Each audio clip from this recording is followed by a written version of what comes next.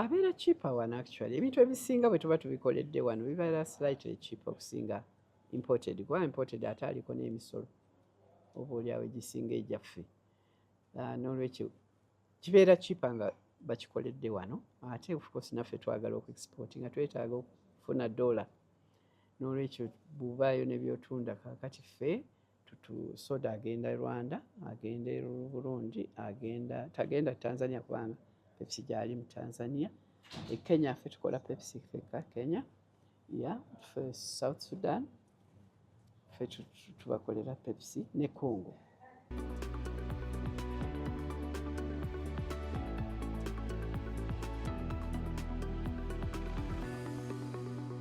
On SML News UG ku programu yaffe The Sidelines, Serui Galvin lyerinnya okuba nti nno ze okubanga mbatusaako program.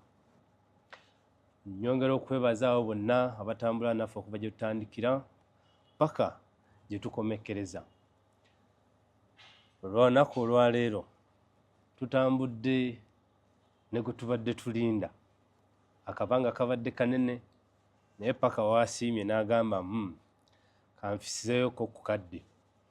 Batini nnyo abalina amagezi g'alina nze nganze okusinziira ku bendabyeko. Abasinga mumanyi nga maama wa Navyo, naye nze mweyitira Profesa Maggie Kigozi.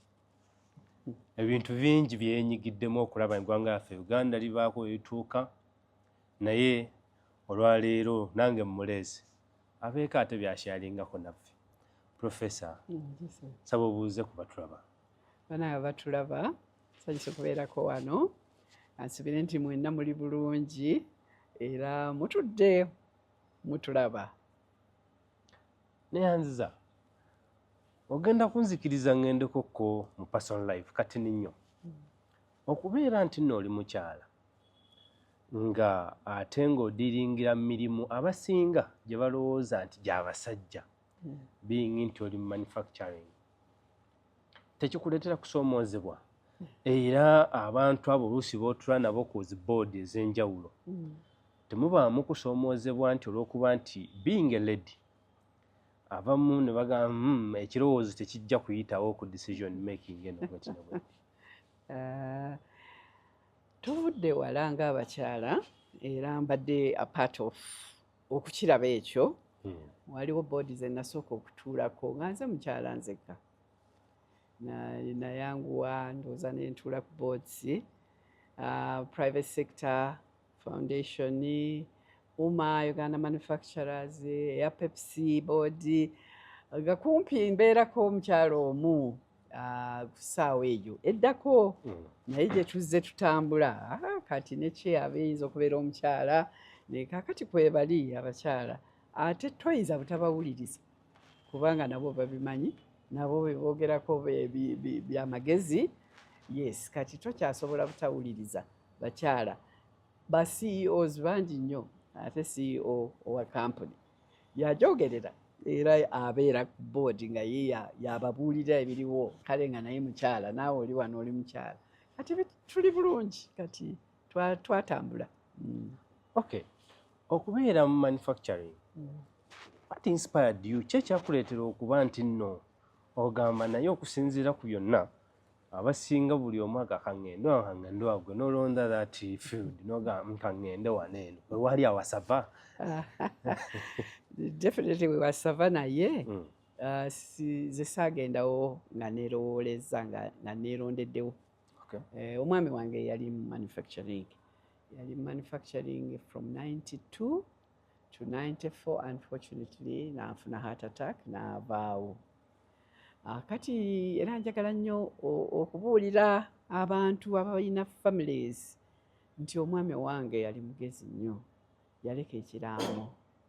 Yaleka ekiraamo n'ayogera ebintu bye gye biraga, n'ayogera ani abitwala, abaana b'alina, ettaka ly'alina byonna n'abiwandiika. N'atabikulaga, talina gwe yabiraga. N'alina w'abiteeka, n'abuulira my brother-in-law wa bwe biri.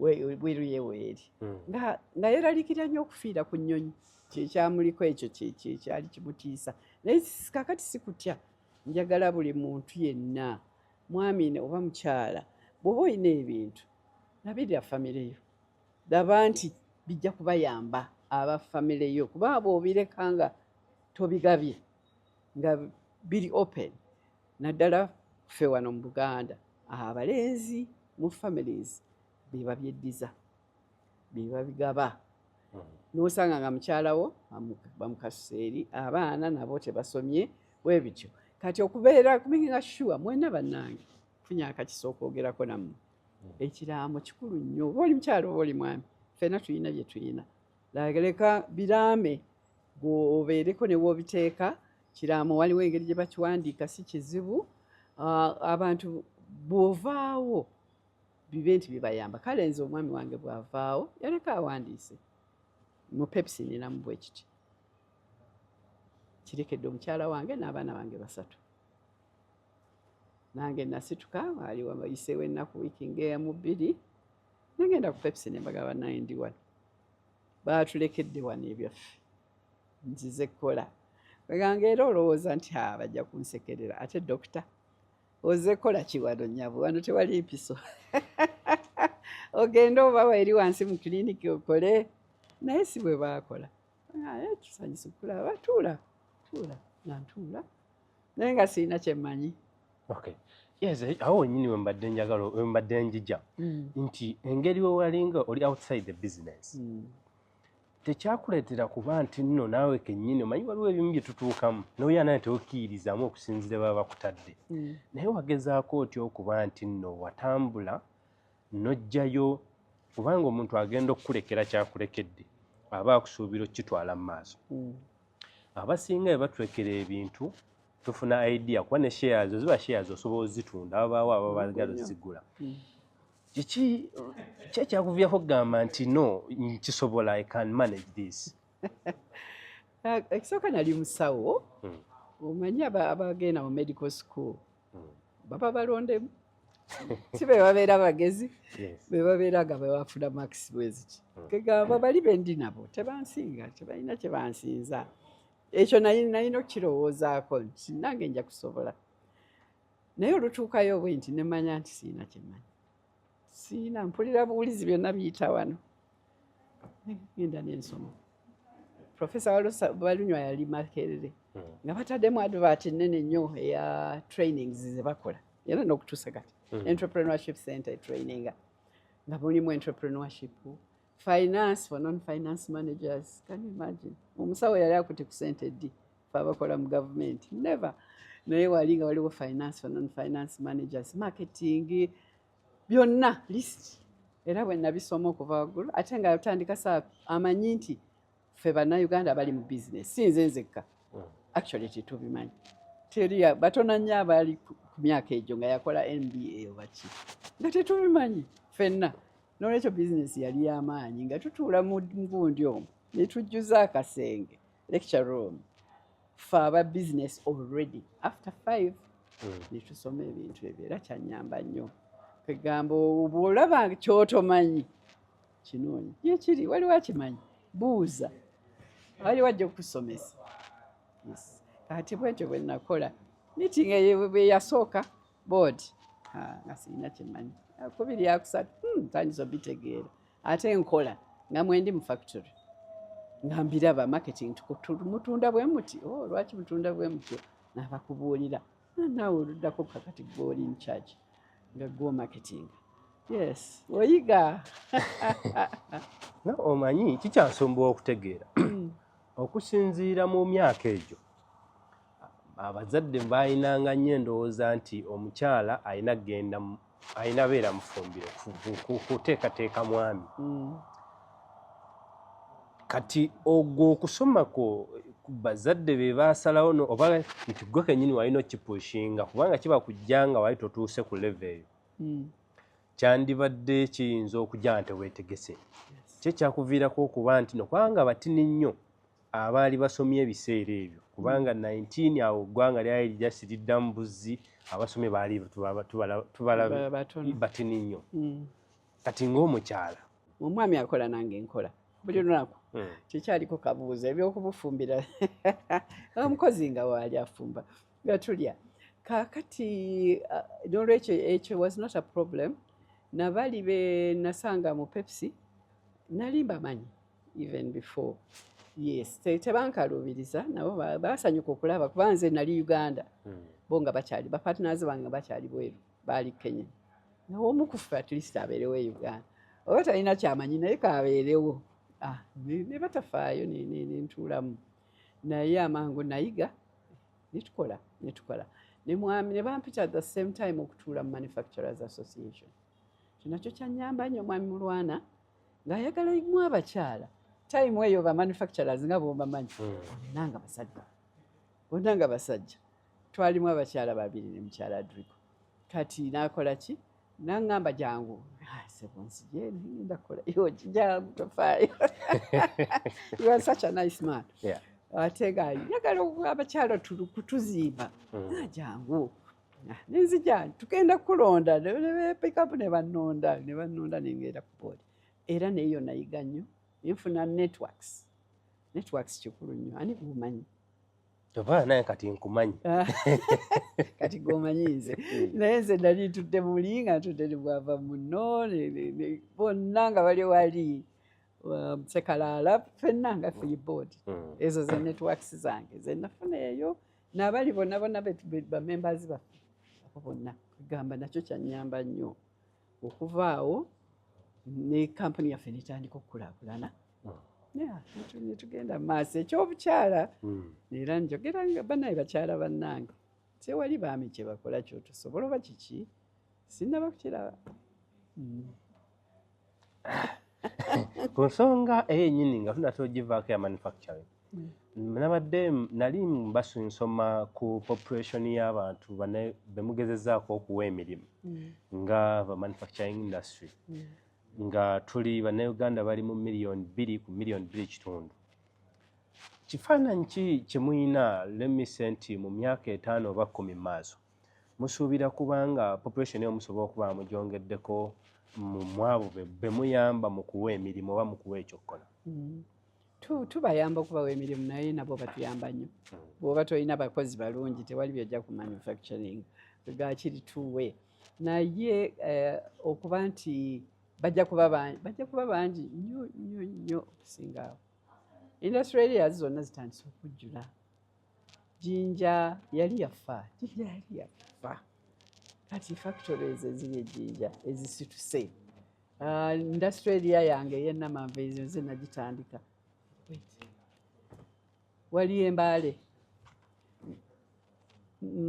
Mbarara Gulu industries buli wamu zijja kuba nnyingi nnyo okusingawo kuba tulina raw material coffee tubadde tumujja wano ne tumuwa abazungu bo ne bakola instant coffee kati tumukolera wa tutandisa at least eri ayita ntungamo batandise okukola instant coffee owaffe avudde wano yes kasita tuna adding up value ku bintu byaffe amatooke ulira banana project agawaata bulungi agakolamu akawunga badiaspora baffe bali amatooke agabaweereza either that oba abalala baweereza matooke bwe twali e Dubai nga tweriira matooke gaffe bulungi nnyo mu nnyumba ya muwala wange gyegali bannayuganda bagatwala yes kwegamba export industry nayo ejja kuba y'amaanyi nnyo seeraliikirira kubanga mmanyi Katonda ffe yatuwa kasita tutereezaamu ebintu ebimu masannyalaze enguudo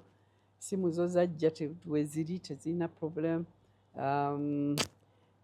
amasannyalaze gakyaliko problem awamu tegaliiwo naye gajja kujja kasita bitereera ebyaffe birungi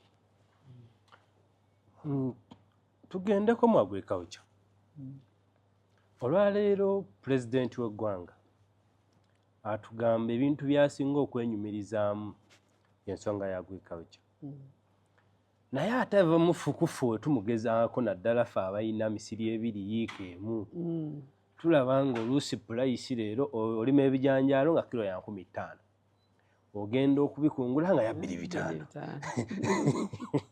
kati nga gwali mu area eyo osuubira gavumenti yandikoze eki okuba nti nno alist noono alimira kagundi akasookerwako kuba buli omu atandikira ku kitini ye maama nti afuna sente naye ekyo ekirungi kyaki okusobola okubikuŋŋaanya nebitundibwa oba ebweru awo price tegwa naye wano bwe biba ebingi ennyo price eteeka okugwa n'olwekyo export market eyo eri very important ate otandikira nakuba manufacturing ne baadinga ka value ne biba nti tebyonoonekera ate mu kkubo nga oyo wa banana project akola akawunga k'amatooke gatuuka e Bulaaya nga gakyali malamu whereas bweweereza ettooke liyinza okwonoonekera oba okwengerera mu kkubo yes so value addition era manufacturing kikulu nnyo adding value to agriculture agro-processing gye yeeyongedde maaso gye tufunyemu abato abazze ne mu innovating ne mutandika batandise bwe mubinoonya mujja biraba products gyeziri abantu bakoze ebintu ebya buli kika batandise era bajja kukulaakulana yes ate babyetaaga ebweru babyetaaga ebweru okay being a lady nti oli mukyala yes I know you inspire very many young ladies outside there bameka abasobodde okwaprochinga nga bwe batunuulira olwaleero ogamba okay at least this one atambulira mu bigere byange nti omanyi ebiseera ebisinga omusomesa kimuwa essanyu nga gwe yasomesezza alaba there is progress so oyina abakyala abaana ab'obuwala kubanga society oluusi zetutambuliramu tutunulira nnyo ng'oluusi abakyala bano bali undermined nja kusookera ku lwe nafuna akakisa in my hands nti nze nkulira ekitundu that was Uganda Investment Authority nze ngikulira abakyala bange baliwa yadde okwo taliimu naye mbamanyi nina interiors gyali eri gyebali naye bagamba eyo tugendeyo tukoleyo ki bajja tuvumirayo bajja tetujja gendayo kyenakola kubayita lwampaka invitation card saawa 11 tuli wano mujje tunywe caayi bajja mpola group wenaviirayo nga balinga 15 and all doing kubanga tubasomeseza kyetwakola kyebatayina ekyo nze kyenanoonya ewa Professor Balunywa Makerere kubanga nze mmanyi information is power nze nkimanyi naye bo tebakimanyi nze ndi wano ntunga engoye zange I'm happy funayo akasente kenfuna naye kumuwa ambition nsobola really okumanufacturing nsobola okutunza bano nsobola okukoleza abagole you know oyo omu kaga abakyala abo bano bonna kyetwakola kubaleeta ntubasomesa nga nze bwe nasoma nabo ne tubasomesa buli nga tumiitinga buli mwezi tubasomesa kaakati be bakyala abanene be bacheers aba Uganda akola juices za cheers ali Gulwe akola you know alima oyo si yekka waliwo omukyalo wa Brovard kati mutabani we naye ateekeka ali ku Sese Islands ali mu Sese Islands gyakolera you know abakyala bange abo bonna that was a start ate omukyala kasita omuwa role model omumazi kakati muwalawo bw'atunuulira oyo oba n'atunuulira nze aga nti Magi kyakoze nze kinema mukyala naye nga nze you know twega twabawa gundi eyo as an agency of government netuba supporting abakyala ba business kati nabo ne beekolamu balina Uganda Women Entrepreneurs Association balina associations endala ezaabwe kubanga omu abeera oba mu sukaali mulala alimu eri ey'engoye bwe batyo naye ne bamanya nti knowledge is power weeyongereko omutindo kyokola kati tekimala olina okukulaakulana okulaakulana otya ng'ebintu obiyize n'obiteeka mu nkola n'olaba nti bizinesi yo ekula kasitoma omukwata otya customer care abakyala batwewulirirangako my goodness ogenze gula gomesi wali ku Dewington omukyala kuba mugongo ali awo tavaayo oyo n'omuta n'ogendewo omulala ogenda okulaba omulala nga ye alina customer care yagala gomesi ovaayo ng'oguze 6 naye ng'oli yankubye eriiso gwe n'ogisobola yo n'ogyesiba gwe oli muzungu tojja nakugyesiba ng'agaanye okugikuwa politely. N'olwekyo customer care was also very important. Abakyala twali babi at that time. Twayiga okutunda kati. Twayiga okusekamu n'otunda ekintu kyo n'okyogerera lulinga confidence nayo teriiwo. Naye omukyala kasita omuwa knowledge n'omuwa support, confidence evaayo. Abeera very successful. Ku nsonga ya manufacturing, gavumenti eyina weevuddewo wonna nebateerawo omukono nebagamba like mu ngeri y'okubasitulamu oba okwongera ku vision yammwe, kubanga ebiseera ebisinga yesosola obba ne vision professor naye gavumenti ebeerako wannyo okubanga ate kitetuukiriza ekyo ky'owulira oba ky'olaba. Eri very very core naye batwagala nnyo. Gavumenti eyagala nnyo Uganda Manufacturers Association, batuwuliriza era ffe tubagamba nti ekizibu ky'amasannyalaze kiri wano ne bakikolako. Enguudo tetusobola kunona bintu ggulu kubanga oluguudo lubi nga banguwa nga balukolako. Batuwuliriza twetaaga amasannyalaze, ffe tuna industry zinaatambula ziti tewali masannyalaze gavaako buli kiseera. Gaba gavumenti bakikolako kwe gaba batuwuliriza era buli mwaka nga tupreparinga ekitabo kyaffe ekirimu issues era ogenda okuwulira omwaka nga tegunnaba nakuggwako nga zonna baazikoze eki bazikozeeko one by one. Kyova olaba nti tusobodde okugejja buindasitule obwaffe bwonna bwaliwo buti kakati ga indasitule ago aganene bwolaba wano wetutudde ono sudiira omulaba ebintu by'ayina, olaba amayumba g'ayina. Lwaki? Kubanga amateeka gakolebwa nga gamufavoringa nga gafavoringa omuntu wa business. Lwaki? Asasula emisolo, akuwa emirimu, kakati oyo akunyiizaamu ki? Tewali. Bw'obeera owamba gavumenti ng'oli mugezi, abo be twagalira ddala okuyamba era babayamba. Of course bajja kujja ebizibu bigwawo, ono w'omusolo yatusabye bino, ono wa export yatugaanye okuexportinga, bibaawo. Naye institutions za gavumenti zonna zigezaako okulaba nti ziyamba, especially ng'abo b'oyogeddeko ba manufacturers beba addinga value.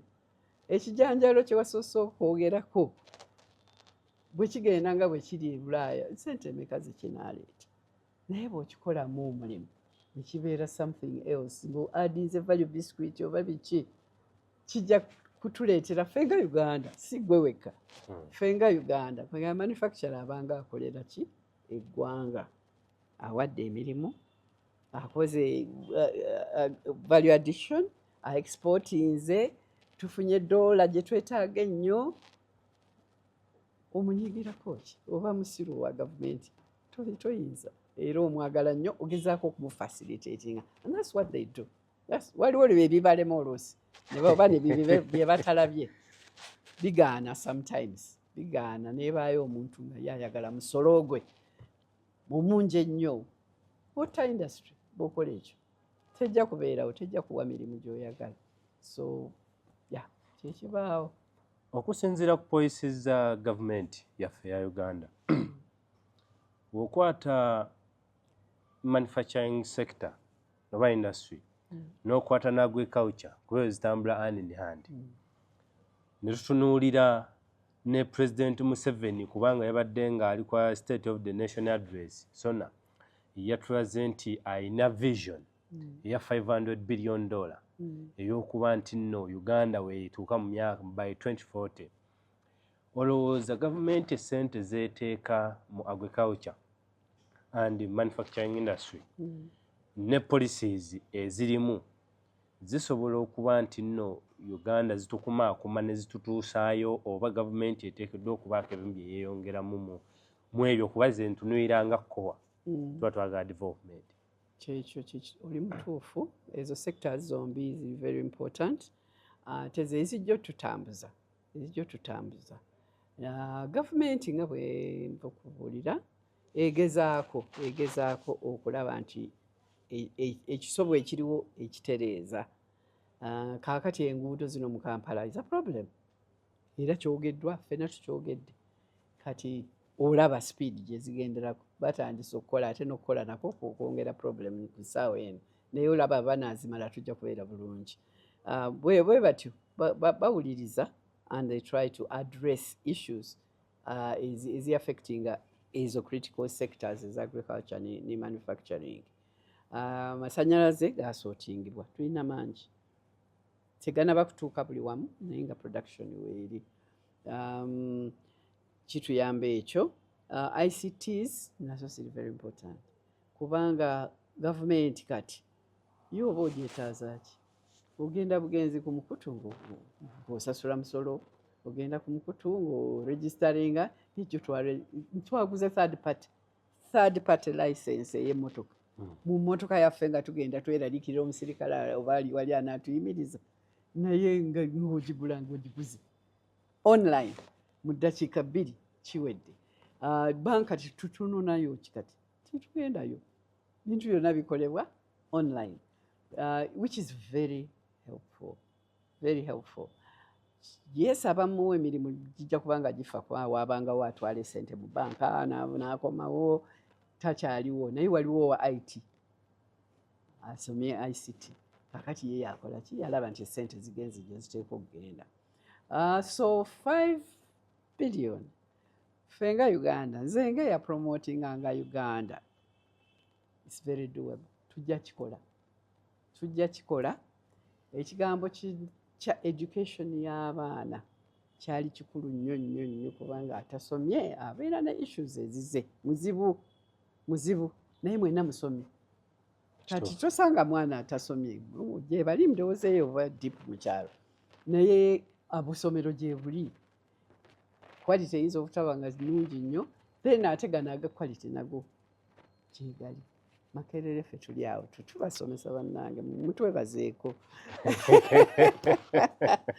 mutwebazeeko naye amasomero nze nasomera Gayaza